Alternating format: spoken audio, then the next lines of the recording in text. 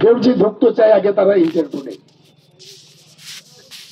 এবং সরকার কাজের জন্য অনলাইনের ব্যবস্থা করেছে, যে কম রেট দেবে তাকেই তো কাজ দেবে, কিন্তু যারা কম রেটে কাজ পেয়ে যায় তাদেরকে ওয়ার্ক অর্ডার দিতে ইঞ্জিনিয়ারদের বাধা দিচ্ছে, ব্যাংকে পর্যন্ত তারা পাহারা দিচ্ছে।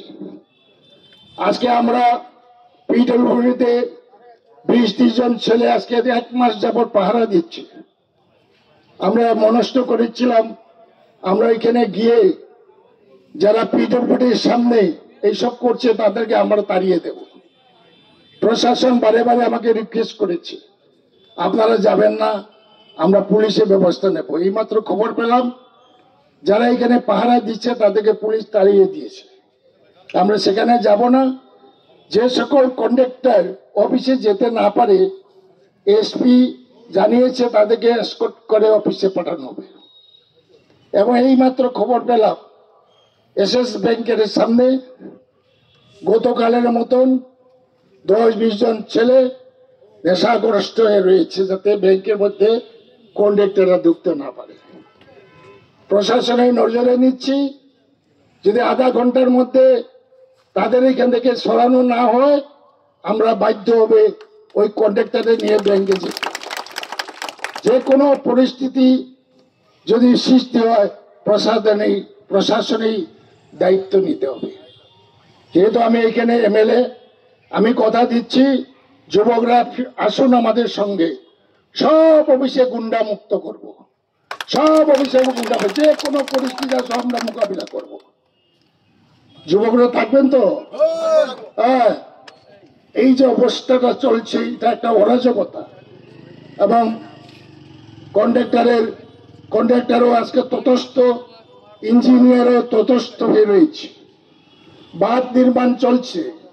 বিধানসভাতে আমি তুলেছিলাম বলে যুদ্ধকালীন ভিত্তিতে রাজ্য সরকার এবং কেন্দ্র সরকার কৈলাসকে বাঁচানোর জন্য বাঁধ মেরামতের জন্য 56 কিলোমিটার বাঁধ মেরামতের জন্য টাকাও মঞ্জুর করেছে।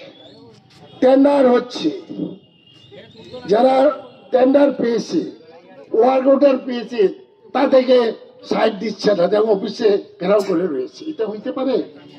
কৈলাসের মানুষের বিরুদ্ধে এরা যুদ্ধ ঘোষণা করছে। এবং বর্ষার আগে যদি এই কাজগুলো কমপ্লিট না হয় তাহলে তো আমরা মহা বিপর্যয়ের মধ্যে আমরা পড়ব।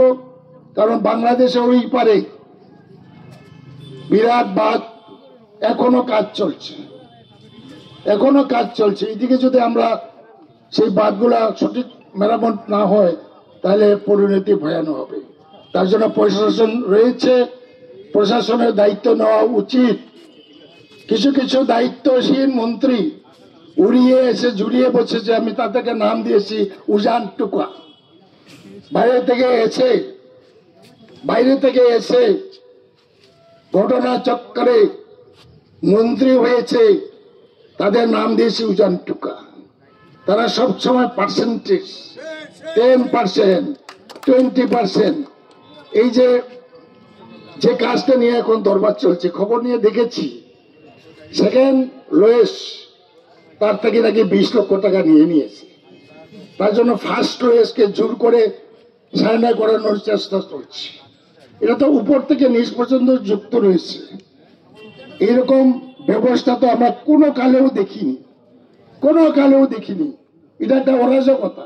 সেই জন্য আমি সবাইকে আহ্বান রাখছি এমএলএ হিসাবে, যত নেতা আছেন বৌদ্ধজমান থেকে শুরু করে যত যুবক আছে তৈরি থাকতে হবে, তাদের বিরুদ্ধে আমরা মোকাবিলা করেছি।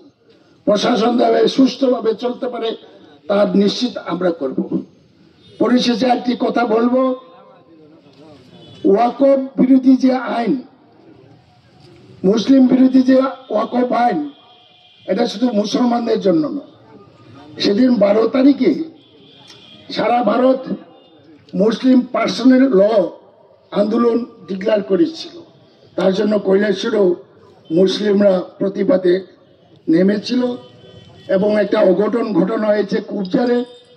এটা আমি মনে করি প্রশাসনের দায়িত্ব রয়েছে। পুলিশ প্রশাসন আগে থেকে ব্যবস্থা নিলে এই ব্যবস্থা হতো না। সেখানে কতিপয় লোক ঢিলপাট করে ছুড়েছে এবং পুলিশও ঢিলপাট করে ছুড়েছে, এটা আমরা টিভিতে আমরা দেখেছি। কে করেছে এবং 8জন ছেলেকে জেলে ঢুকে রেখেছে এবং তাদের মুক্তির জন্য আমি দাবি রাখি, তাদেরকে বিনা শর্তে তাদের মুক্তি দিতে হবে, তাদের কোনো দোষ নেই।